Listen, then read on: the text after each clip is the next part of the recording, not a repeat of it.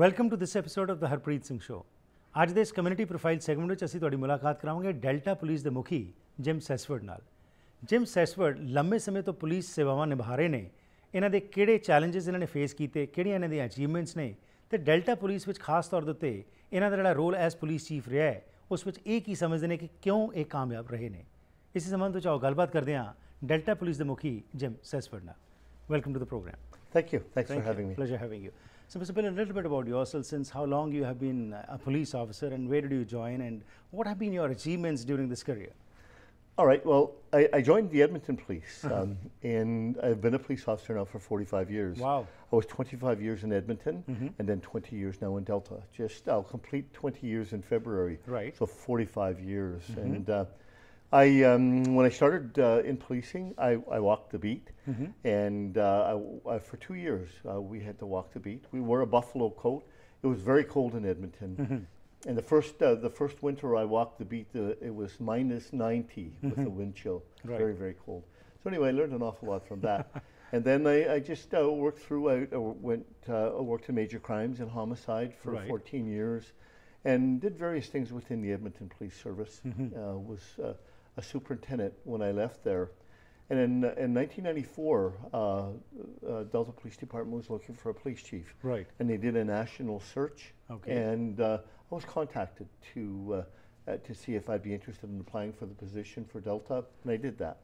I did apply and fortunately was successful in becoming the police chief. So since 94 you have been the police chief? Since 95. I actually, in 94 I was in the process. 1995, February 2nd, I started as the police chief. That's a long period, 20 years in one particular place. So you have a varied career in which you have seen many ups and downs, and let's talk a little bit about it. Policing is a very challenging career, and lots of new things which every day you pass through. So as a police officer, what has been your experience during these 45 years?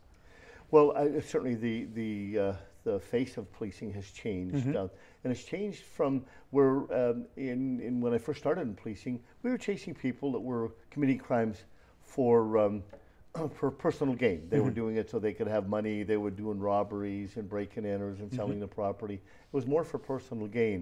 Now a lot of the crimes, the property crimes at least that we're dealing with now, are about drug addiction, and a lot of these people are committing crimes so that they can support a drug problem, a drug addiction problem. Right. So that changes the face of policing a little bit. It used to be too that we spent an awful lot of time dealing with crime. We now, the police are spending probably anywhere from 20 to 25% of their time dealing with mental health issues. And that's become a real problem for us, and that requires a totally different set of skills and expertise that we really haven't done a lot of training for, and so we're having to do more and more training with that. The other piece to that also is the technology. Right. Technology has changed the face of policing as well. It used to be that a criminal would break into your house and come in and steal property and then leave and cause damage in the house. Now they come in through technology. They come into our houses through wire, and there's sexual exploitation, there's bullying, there's fraud, there's all kinds of scams out there. Right. So that again changes how we do our business. So when you talk about the training, are the training methods keeping pace with what you are facing these days? Yes, but there's so many things that we have to train on now. It makes it difficult. We spend a lot of time in training, but after having said that, we need police officers on the street as well. Right. And so we train on mental health. We train on dealing with addiction, concurrent disorders, drugs and addiction. We have law is changing every day, so we have to constantly update our people on the law. Right. Our department policies are changing every day because of something new that happens. So we spend an awful lot of time training, but it's critical that we have police officers on the front line and out on the street as well. So we're really it's a balancing act to make sure that we got the training up, but also that we have the people on the front line as well. Right. So we start to do a lot of what we're doing now to change changed the training is we're doing a lot of online training now, which is really good that our people can come in off the street, go on the computer, do some training, and then go back out on the street. They don't have to, they don't sit in the classroom all the time now. So with demographics also changing now all across Canada, how is that impacting the policing? Well, I think it's one of the things that I'm concerned about with the Delta Police Department is that, and not just Delta, but a lot of police departments, is that we don't reflect the mosaic of our communities. Right. We need to have more representation from various communities. North Delta, as an example, is a large South Asian community. Right. We need to have more South Asian police officers that are representative of the community, that can communicate with the community. So are they coming forward or not? Are the communities, like you are mentioning about one particular community, so are people from different communities thinking of policing as a career or not? Not to the extent that we would like to see. South Asian community is an example. We would like to see more South Asian people coming forward and joining up with the police department, particularly South Asian females. Right. We'd like to see more South Asian women in policing. And for Delta, now that's the fit for Delta. Right. In other communities, some communities have large Somali communities, so that and they're not representative of the Somalian community, right. for example. So I know some cities have got large Vietnamese communities as well, and they're not getting those applications. Right. So, and women in policing as well. I mean, Right. if we look at the balance, we should have 50% women in our organizations. That's just not possible at this point. Right. So why do you feel the communities are not coming out? Is it that there has not been some outreach, or still the policing from the countries where we come, we have that image of a different policing over there? Well, I think that there's part of that, all right? So I think in some communities there's mistrust of the police, and the people are thinking, well, you know what, in my country we don't trust the police, and the police are not good, and so why should the Canadian police be any different? Right. And the other part of that is we need to reach out more. There needs to be more public outreach. We need to contact the various communities and say, come in, you're welcome. Right. We would like you to be a part of our organization. Coming back to you, in 45 years long span as a police officer, I would like to share something with our viewers today about some things you are proud of, what you have done, of which you feel that it had an impact. Well, I think that some of the things that I've really worked hard on is to develop a relationship between the police and the community. And it's really important that we close that gap between the police and the community, so people feel comfortable with their police officers. And I think we've really done that in our police department, and a lot of other police departments have as well. But I think that in Delta we have a special relationship with our community, and that's a really, really positive thing. Right. Because we need community support. And that's something that we really, really stress, that we have a community-based model in Delta. And we also have, we use intelligence-led policing. Right. And we gather analysis, we do analysis on criminal types, and then we deploy resources, we hold them accountable for their respective files. So we've come a long way in that regard. And I think for us in the Delta Police Department, one of the things that we've done is we've reached out to the community, and we've established an excellent strategic plan. Right. And it's not so the police saying to the community, this is what your policing is going to look like. Right. We've brought in people from the community, and together we developed a plan for what policing should be like in Delta. So it's police and community working together to say, this is what policing is going to be like. That's Wonderful. so important. Wonderful. We'll go for a short break, come back, and we'll continue with the discussion. Thank you. Great. Thank you. ਸੋ ਹੁਣ ਤੱਕ ਜੋ ਅਸੀਂ ਗੱਲਬਾਤ ਕੀਤੀ ਉਸ ਦੇ ਵਿੱਚ gym ਸੈਸਫਰਡ ਜਿਹੜੇ ਕਿ ਡੈਲਟਾ ਪੁਲਿਸ ਦੇ ਮੁਖੀ ਨੇ, ਇਹ ਪਿਛਲੇ 45 ਸਾਲਾਂ ਤੋਂ ਐਜ਼ ਅ ਪੁਲਿਸ ਅਫਸਰ ਕੰਮ ਕਰ ਰਹੇ ਨੇ। ਇਹਨਾਂ ਦਾ ਕਹਿਣਾ ਹੈ ਕਿ ਇਹਨਾਂ ਨੇ ਬਹੁਤ ਹਾਈਜ਼ ਅਤੇ ਲੋਜ਼ ਐਡਮਿੰਟਨ ਤੋਂ ਇਹਨਾਂ ਨੇ ਆਪਣਾ ਜੋ ਸੀ ਪੁਲਿਸ ਸਰਵਿਸ ਸ਼ੁਰੂ ਕੀਤੀ, ਤੇ 1994 ਦੇ ਵਿੱਚ ਇਹ ਡੈਲਟਾ ਵਿੱਚ ਆਏ, ਤੇ ਉਸ ਸਮੇਂ ਤੋਂ ਇਹ ਉੱਥੇ ਮੁਖੀ ਬਣੇ ਹੋਏ ਨੇ ਪੁਲਿਸ ਦੇ।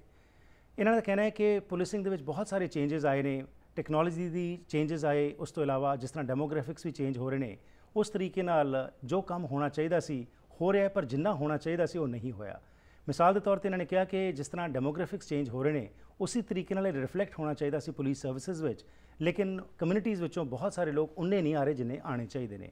ਇਹਨਾਂ ਨੇ ਕਿਹਾ ਕਿ ਕਮਿਊਨਿਟੀ ਪੁਲਿਸਿੰਗ ਦਾ ਕਨਸੈਪਟ ਜੋ ਹੈ, ਜਿਸ ਵਿੱਚ ਕਿ ਕਮਿਊਨਿਟੀ ਨੂੰ ਇਨਵੋਲਵ ਕਰਕੇ ਪੁਲਿਸ ਜੋ ਹੈ ਕੰਮ ਕਰਦੀ ਹੈ, ਕਿਉਂਕਿ ਲੋਕ ਹੀ ਜਿਹੜੇ ਨੇ ਪੁਲਿਸ ਦੀਆਂ ਅੱਖਾਂ ਹੁੰਦੇ ਨੇ, ਕੰਨ ਹੁੰਦੇ ਨੇ, ਤਾਂ ਜੇਕਰ ਇਹ ਸੰਬੰਧ ਬਿਹਤਰ ਹੋਣਗੇ ਤਾਂ ਉਸ ਨਾਲ ਬਿਹਤਰ ਜਿਹੜੇ ਰਿਜ਼ਲਟਸ ਨੇ ਉਹ ਸਾਹਮਣੇ ਵੇਖਣ ਨੂੰ ਮਿਲ ਸਕਣਗੇ। ਲੈਣੇ ਇੱਕ ਛੋਟੀ ਜਿਹੀ ਬ੍ਰੇਕ, ਵਾਪਸ ਆ ਕੇ ਹੋਰ ਗੱਲਬਾਤ ਕਰਦੇ ਹਾਂ। In the Delta Police Department, we believe that quality policing rests on 4 pillars. And those 4 pillars are public trust, public confidence, professionalism, and public safety. Our core values are what we strive to meet every day in order to have public trust. Trust and honor are working hand in hand, and gaining the public's trust will also allow them to honor the work we do for them and with them. For me and all the other officers within our department, operating with the 4 core values in mind is something that we aspire to do in our day-to-day activities, daily interactions with the public.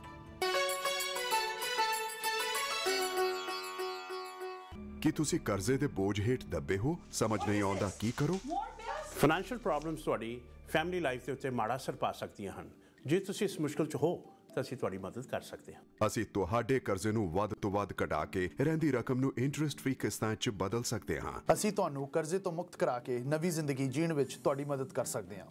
1866-790-8984 business solutions, ਤੁਹਾਡੀ ਪਰੇਸ਼ਾਨੀ ਵਿੱਚ ਤੁਹਾਡਾ ਸਾਥੀ।